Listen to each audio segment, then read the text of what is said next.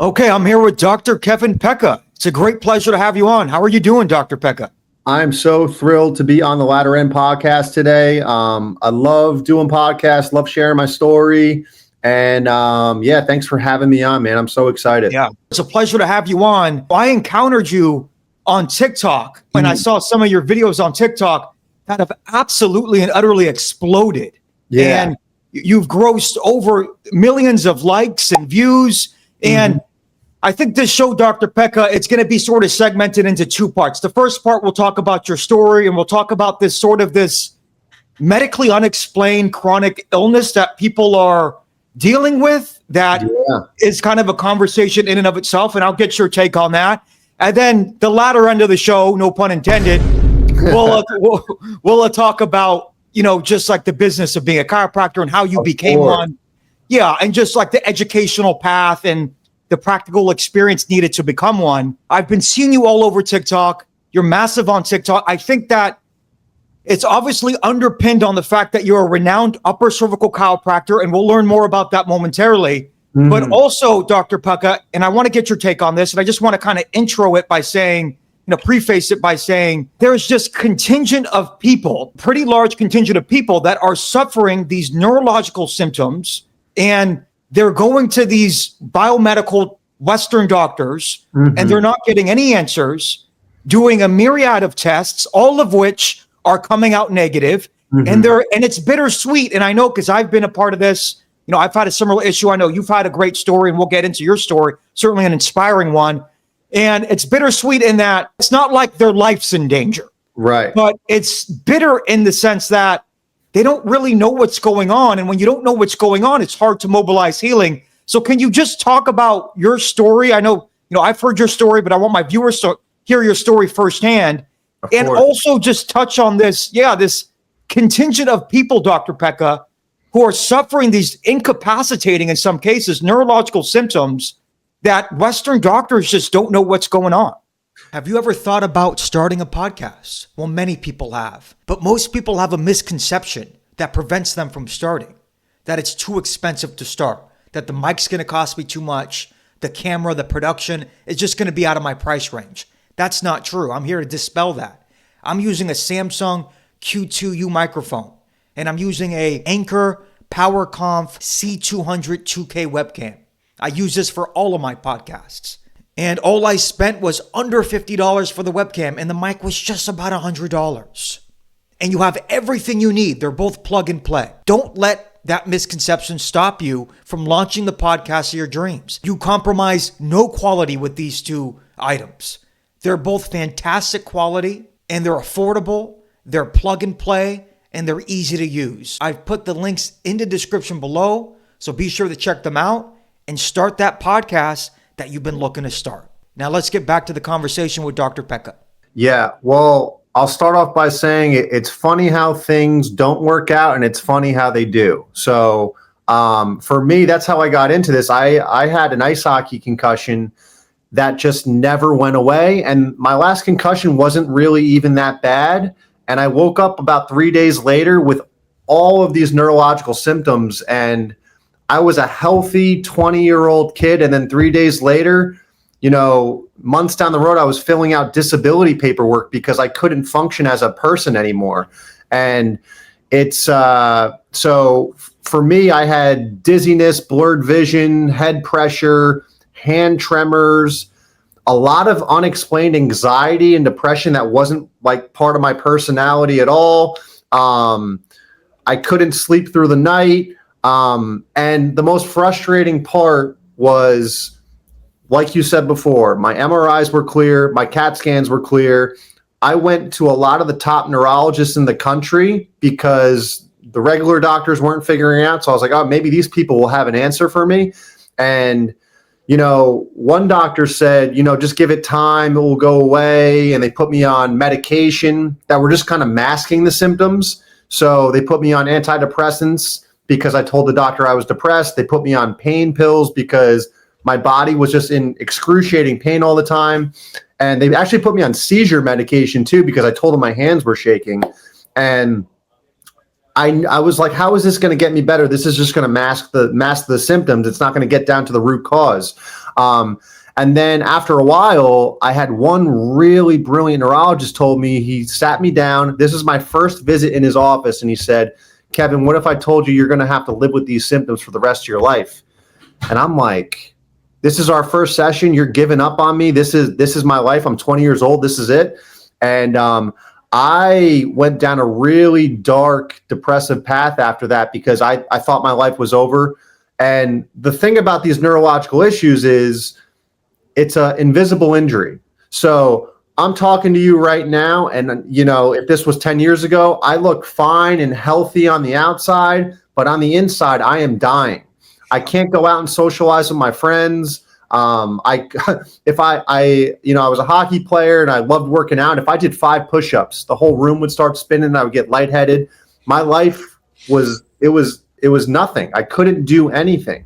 And so when you feel like that and you feel like there's no hope, this is it. This is my life. And, I spiraled into a dark depression. I literally almost gave up one day because the pain was too much. I was mentally and physically just exhausted, and I couldn't live like this anymore. So I thought about, I would never do this, but I thought about ending it. And I kind of just broke down. And after about 5 minutes, I recollected my thoughts and I said, there's got to be an answer to this. And on a last resort, I went to this priest. I'm not like an overly religious person, but there was a priest at my college. I went to a Catholic university, and I was like, you know what? Maybe this guy will toss me some Hail Marys, some prayers, some holy water, and I'll be good. Yeah. And to my surprise, it was a conversation that completely changed my life. This priest had a pack of cigarettes on his desk, scruffy beard, not your typical priest. And pretty much what he told me was, you can do all the hoping, wishing, and praying in the world, Kevin, but if you don't go out there and find a solution to beat this, you're going to be miserable your entire life. And he's like, you think you're that special? Of all the people that have lived in this world, you think you're the only person in the world that has ever gone through this? He's like, there's probably multiple people. Go out, find that person and figure out how they beat it. And if there is no one, keep going and find the solution. So that really, I did a 180 after that. I was like, holy shit, like what just happened? And so I did some research. I contacted an ex-professional hockey player that coached me in one of these tournaments when I was in high school, and he had a bunch of concussions. And it started leading me down a road to the non-standard Western medical route. So I went to an osteopath who did PRP injections in the neck, and he said, if you can clear out the interference in the brainstem, you'll get better blood flow and nerve function up to your brain, and you can heal. And that was the first person that told me that it was possible to heal. So I was thrilled. And the first injection went great. My brain fog lifted. But after that, we couldn't really replicate it. But I knew now that things could shift and that there was hope. And so I was getting some relief from standard regular chiropractic. I wasn't typically healed yet, but and if I didn't go for a week or two, all my symptoms would come back. So I was like, all right, let's go to chiropractic school, see if there's anything to this, and maybe I can learn something. And sure enough, 2 weeks after, like I'm into chiropractic school, all my symptoms came back, and I was getting ready to drop out. And the guy that was tutoring me says, I think I know one person that can help you. He focuses on the upper neck. He does this very specific corrective adjustment, and I've been everywhere at this time. So I'm like, all right, this is just going to be another procedure. And I get to this guy's office. His name is Dr. Hall. He's in Sarasota, Florida now. Yeah. And he's like, Kevin, I had the same exact symptoms as you. I was wrestling my friend on a baseball field, got picked up, dropped on my head, heard a huge crunch, thought he was paralyzed, and felt fine afterwards. And then 8 months later, he started getting all these neurological issues. So to make a long story short, he's like, I know these problems are coming from your neck. We're going to get you adjusted, and then it's going to keep getting better. And I was like, all right, I've heard this before, so let's do it. And then So pretty much what upper cervical chiropractic does is they take three-dimensional x-rays of the neck to see if there's any misalignments that are interrupting blood flow and nerve function, vagus nerve issues going up to the brain. And after my first adjustment, I kid you not, the anxiety and depression almost lifted almost immediately. I felt at ease in my own body for the first time in years. And the brain fog was getting better. And then I woke up the next morning feeling refreshed, slept through the night. And although I wasn't healed yet, I knew there was a change. There was a shift that happened. And I was like, I'm not kidding. I woke up the next day. I was like, this is what I need to do for the rest of my life. Like this completely changed everything. And, you know, a couple days later, the symptoms started coming back, but I kept going, kept getting realigned. And about 6 months later, I felt like my old self again. The hand tremors were gone, the head pressure was gone, the brain fog was lifted, and it just kept getting better and better. And then it impacted me so much that's why I do this work today. That's why you see all those videos on TikTok and social media, because when I was going through all this, if you Googled anything, worst case scenario always popped up. Like, it's impossible to heal. There was no videos of anybody getting better in this around like 2010. So I made a promise to myself. I was like, if I ever get better, I'm going to use that to help people get their lives back. And I started making videos in like 2017, any chance I got, just to share this message. Because as you know, there's thousands and thousands of people suffering with these invisible chronic neurological disorders and symptoms that they're just not getting the proper information. And Western medicine is great. Emergency medicine is amazing. But a lot of people go through the Western medical hamster wheel and they get medications, and there's just not getting any answers. And that's where upper cervical chiropractic really steps in and helps a lot of these people. No doubt, Dr. Pecca. And that's a really inspiring story. And you're right. There's just this swath of people that are suffering these symptoms. I didn't know until I had a relatively similar experience like you had. And, you know, I'm in these Reddit forums and I'm really in the trenches reading people's subjective experiences on this. And it was hyper similar. And they're going through these Western doctors and they're not getting any answers. And then they end up at an office like yours after going through, you know, the whole laundry list of traditional doctors and specialists. I've talked to people who've had similar issues that you and I have experienced, these unexplained neurological symptoms that sometimes can be quite incapacitating and particularly severe. And I feel like I've kind of compartmentalized that there's some folks who had the emergence of these issues from a non-physical event, at least. Yeah, 100%. Right. At least not a physical event that they can recall where they're like, okay, yes, I got in a car crash. I had whiplash. I was playing hockey and I got a concussion and it all commenced from there. And then there's those like you and me, because mine started from a traumatic neck accident as well, where it did commence from some kind of traumatic neck injury. So do both kinds of patients come into your office, and what might be your approach for both kinds of patients? I can imagine you might have, a more nuanced approach depending on sort of the origin of their symptoms. So I'm really glad you brought that up. A lot of people do have a neck injury that brought them all these symptoms.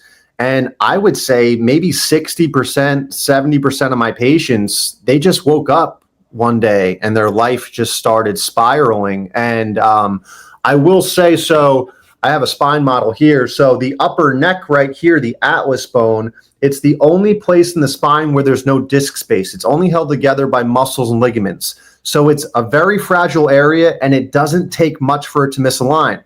And we're all looking down at our phones now. We're all hunched over at desks, and the normal curvature of the spine that supports health is a C-shaped curve where the blood flow can get up to the brain. The nerves have room to move from the brain down to the spinal cord. And when your head moves forward, it can really disrupt. It's tough to get the blood flow up. It's tough for the nerves to function in this little, we call it the craniocervical junction. So 1-2 millimeter misalignment like this under the skull can really impact somebody's health. So a lot of people don't have those injuries and they don't understand why they're feeling this way. And so it doesn't have to be a big injury that happens. It can be chemical. It can be stress, like a lot of stress can inflame the body. And it can also be a physical type of trauma to the neck. But I'm glad you brought that up because a lot of my patients come in and they're like, I can't remember any time where I've ever damaged my neck. And they're still suffering with all these odd neurological symptoms. Exactly. Because, again, Dr. Pecca, I've had a similar instance, and maybe we'll talk off camera about that. I'd love to run it by you, but I've been in these forums. I've immersed myself in this sort of, again, like that's why I think that your videos, of course, the underpinning is that you're a renowned, qualified chiropractor doing great work. That's the underpinning of it all. That's the foundation through which you're able to get any traction to begin with. If you were some random guy, it more than likely wouldn't get the traction you're getting now. My question to you is, what are you doing if you don't have a social media account in which you're creating content, producing content, not just consuming it and scrolling endlessly? We all know there's an enormous opportunity on social media to make accounts and gain traction, get your name out, get your brand out, start something, work on something in which you can build upon. And nowadays, all you need is a little mini mic. That's all you need is the iPhone that you already have or the Android and a mini microphone. That is all you need. I've put a link in the description of this video in which you can take a look at a highly affordable, less than $30 or less than $20 lavalier mini microphone that you can take wherever and start creating content. But there's just contingent of people that are in the dark on this. And as you said, it's the invisibility of it as well. Yeah. Because when I was suffering that, so people would look at me, and I'm sure you experienced this, and say, you look great, you look fine. Mm-hmm. And I'm thinking like, I ain't feeling fine. Yeah. And like it's very difficult to explain how you're feeling because not only do these symptoms affect you, they're affecting everybody around you, your family, your friends. And so it's very difficult to explain like how to your friends, your family, and even doctors, like how you're feeling. And they're just like, they don't see it. It's like, they don't know what to say.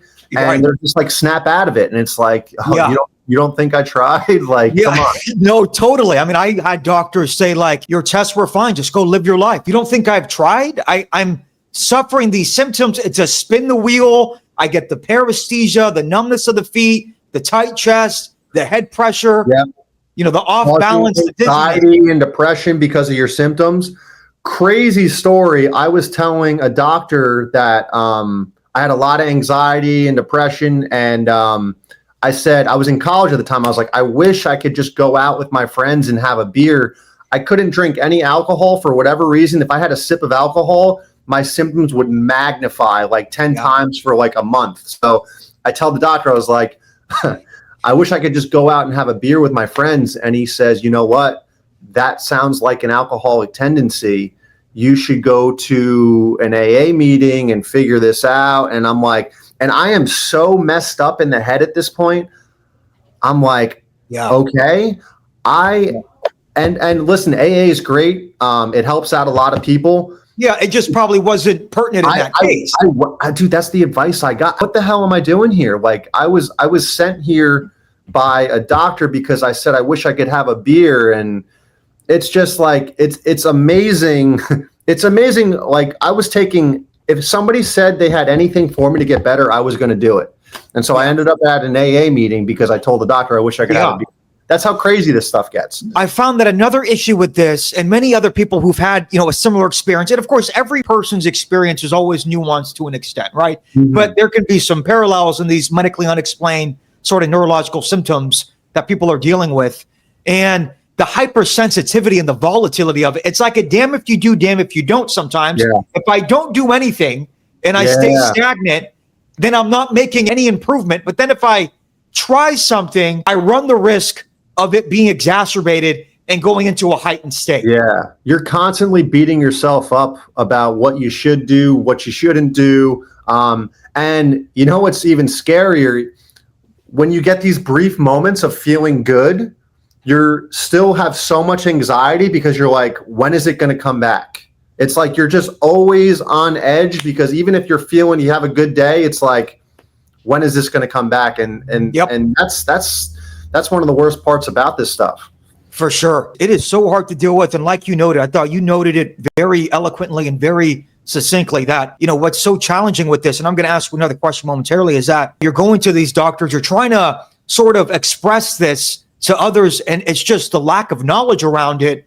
It's so tough to deal with because it's hard for someone to empathize when they have zero idea as to what you're talking about. I also want to ask you, the oversensitized nervous system that can happen as a result of something like this. I know that you explain that C1 craniocervical atlas area, it gets thrown off and can be a culprit, a cause to some of these symptoms.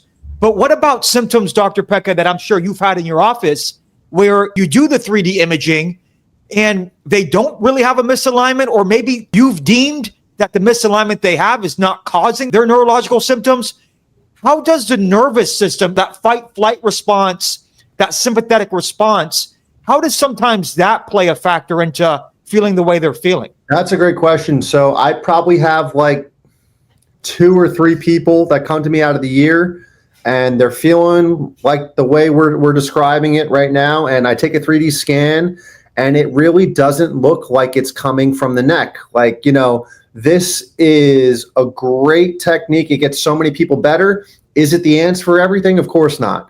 A lot of the people that I see that have really hyper-inflamed nervous systems, they've had some trauma, emotional trauma in their life that they can't let go, and their nervous system is just always hyperactive, and it's not so much structural. It's something that they need to, work through emotionally, release all that tension. Like, I've had domestic abuse people come into my office.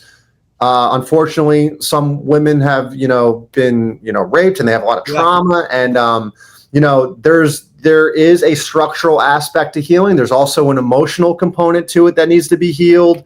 Kind of like what we were talking about before, toxic. Some people get certain shots, and they need to detox their system from some of the chemicals that have been put inside their body as well. That's causing a lot of neurological issues. So, it could be chemical, it could be emotional, it could be structural. I do work with a lot of different practitioners because, we always don't have the answer for everyone. Sometimes it can actually be coming from the eyes. A lot of vestibular issues coming from the eyes, the ears, or the neck and the jaw. So I work with a lot of TMJ specialists. I work with ENTs. I work with neurooptometrists. And listen, this isn't a knock on the medical field. I work with a lot of great medical practitioners too that are open to hearing about, the craniocervical junction. And I do get a lot of referrals from medical doctors too, because they're open to it and it makes sense to them. And I also have other doctors that are like, whatever you do, don't go see a chiropractor, which is, I don't disagree with. I don't think if you have these issues, you should be getting your neck really twisted and cracked. But another reason why I make the videos is because we don't do any of that. We're very gentle. We're very precise.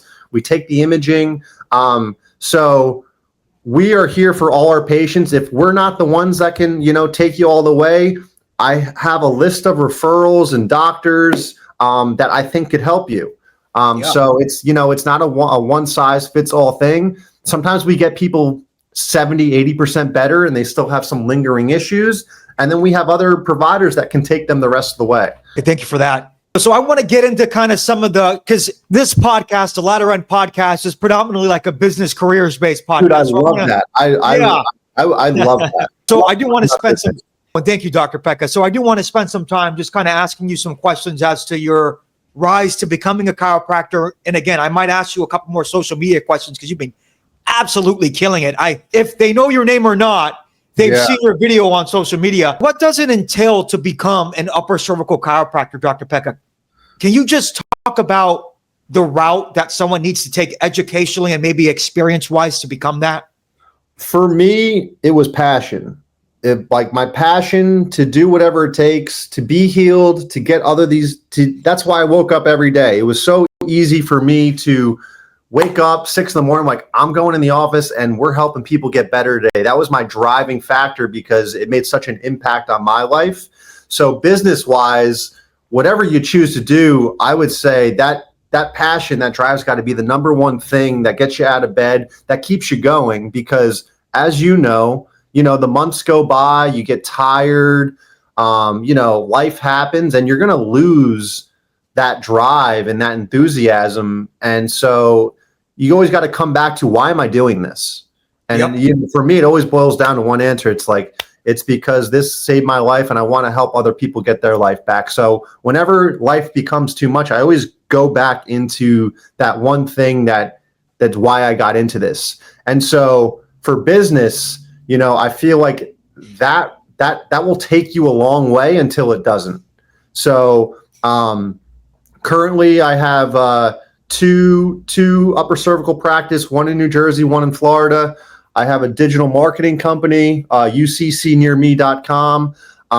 And so the businesses have really, it was a lot of trial and error. You're not going to be, you're not going to get everything perfect. And so I think working with the right people, hiring the right people, one thing that really helped me was business coach, man. Like we all have these coaches growing up in sports and everything, but when you come and be an adult, a lot of people are like, I got this, I don't need help. And one of the, when my business started growing and I started bringing more people, more employees into it, not only are you giving an adjustment, you're managing a lot of people.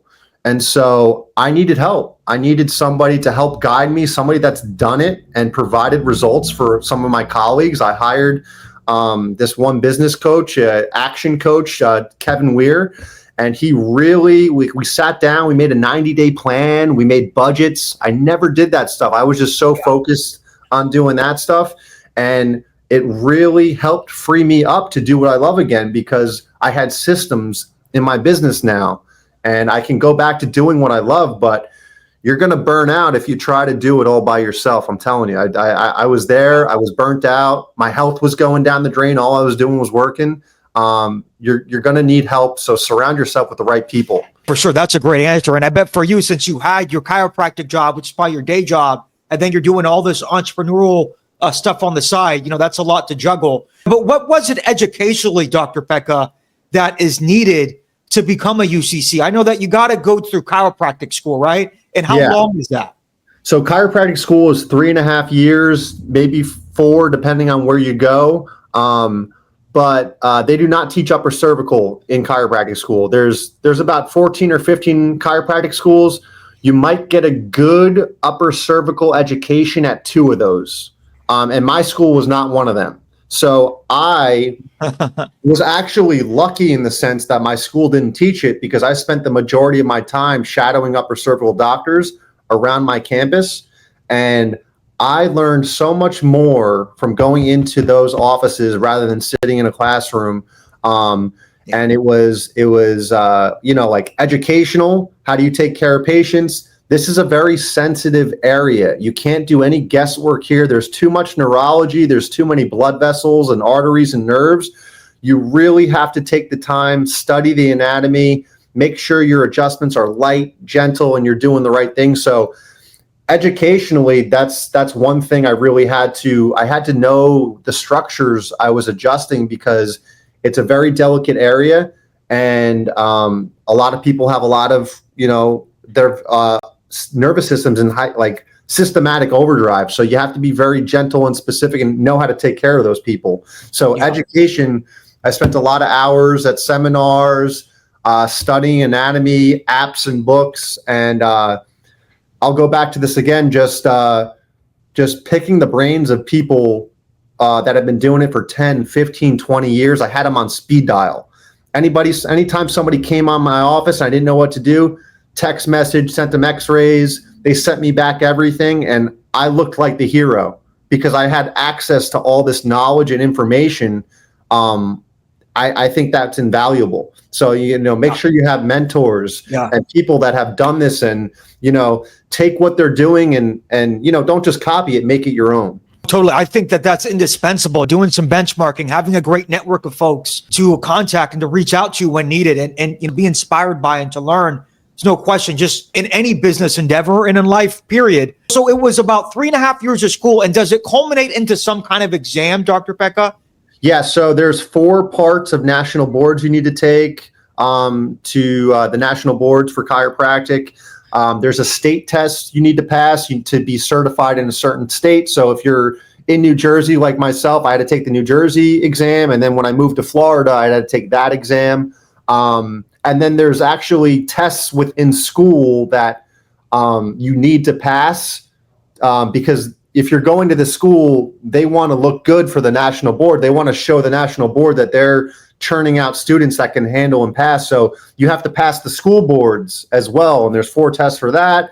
And the anatomy and physiology, the first year of chiropractic school is pretty rigorous. You're not doing any adjusting. You are just doing book work, man. And it's a lot. It's very stressful. All you're doing is studying. You get 2 or 3 friends together and you're up till midnight just studying for the exam the next day. It's pretty nonstop. But if you love it, and I always had the goal in mind, this is what I'm going to do and this is what needs to happen. So it made it a little bit easier when you have that little passion and drive behind it. I was an MBA student and I took a class called organizational behavior. And in that class, the professor would preach that all the time, like the importance of finding your why. It helps workplace morale when employees feel like that they're there with a purpose. It's not just clock in, clock out, get paid on Friday and get up out of there. But there's a purpose. They're mission driven. They have a why. Yeah. I mean, that can be extrapolated out. Yeah. If you're just chasing money, that's going to work for a little bit. And then you're just going to get tired and you're going to run into roadblocks and you're just going to be like, what am I doing? 100%. And I think we all like making money. And obviously you're in New Jersey, not cheap out there. I'm in the Bay Area, not cheap out here. So money is indispensable. But, but as you said, though, you got to have a greater purpose. Like I started this podcast wanting to have great guests on where people can learn from this, learn things that can help them in their day-to-day lives and their business lives. What were some of the challenges that you faced in becoming a chiropractor? I know you talked about how rigorous that first year was, head in the books, just incessant studying and learning. And then you started to shadow folks. I'm sure there was a huge learning curve there. And that's usually, like you said, Dr. Pecca, that's usually where the quantum leap in advancing your understanding takes place. Not from in the books, although that's important, from being out in the field. I've talked to folks on the show, folks who have master's degrees and bachelors that are pertinent to the work they're doing now. And they all say the same thing. Although I learned a lot in school, I didn't really start learning until I started doing it. But what were some of the greatest, biggest challenges that someone who's watching that might want to pursue being a chiropractor might want to be aware of? So I would say my biggest challenge wasn't in school. My biggest challenge was probably 2 years into practice. I was a complete workaholic. I was doing everything myself. I was seeing people on my lunch break willingly, days off willingly. I was even going, I started like another satellite practice on a Sunday. I was going down there. And then 2 years in, man, I completely burnt the candle at both ends. I was done. I actually, so I'm constantly bending down to check people's leg lengths and assess things. I threw out my back so bad. I was down on the floor for probably 4 or 5 hours. I couldn't move. I had to get wheelchaired into my house. And then I had like an acupuncturist come over. I was getting massage, and like 3 or 4 days later, I was finally able to go back to work. But that was a very scary moment for me. I'm like, I'm 28, 29 years old at the time. I'm 2 years into my career. I'm just getting started. Make sure you're taking care of your health first and foremost, because you can't pour from an empty cup, no matter if you're doing from chiropractic or business or whatever it is. Like, I was completely neglecting my health for 2 years, and I really had to take a step back and do what was best for me. And like I started saying no to patients on my day off, no to patients on my lunch break, doing exercises and, massage and chiropractic adjustments just to make sure I was taking care of myself, because I wasn't doing that. That was my biggest challenge. Was 2 years in, I don't want to say I lost my health, but it was tough for me to bend down and take care of people at times because I wasn't taking care of myself. It was lower back pain? It was low back pain. That's horrible. I raised up all my tables so I wasn't bending down anymore. I had to make a lot of adjustments, and physically and mental health wise, I needed days. I needed days to myself. I needed to go on vacations and see the world and everything. I wasn't doing any of that, and I think a lot of, and you have a business podcast. A lot of people might preach like, grind through it, push through it. This is all you should be doing. Like, that's not cool either. That's not any way to live. Like, it's physical. There's a spiritual component that you need to be in contact with. So unfortunately, the last 10 minutes or so was interrupted due to technical difficulty upon downloading it. But what we discussed is his website called uccnearme.com, which has really taken off on social media and just in general. And it's a website through which you're able to find an upper cervical chiropractor near you in the event that you would like to see one. And also we discuss where he works. He works at Spine of Life in St. Augustine, Florida. He also spends some time at Montclair Upper Cervical Chiropractic in West Orange, New Jersey. I will post all of these links in the description below. That way you can easily access them. We also talked about his meteoric rise on social media. On TikTok, he's grossed millions, tens of millions of views. He has a video with 11.1 million views. You've probably seen him on TikTok or on social media. He's on YouTube and IG as well.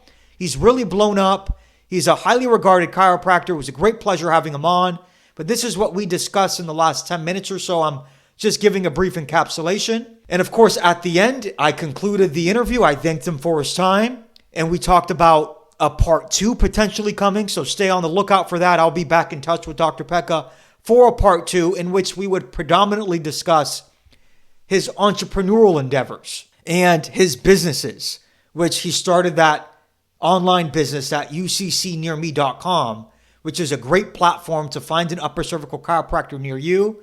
And again, something we discussed that unfortunately I'm not able to post. Really sorry about the inconvenience and the technical difficulty, but that's a brief summary. I hope you enjoyed the 35 minutes or so of footage. And please let me know what you think about it in the comments below. Like, comment, subscribe, and thank you so much for watching the Latter End Podcast.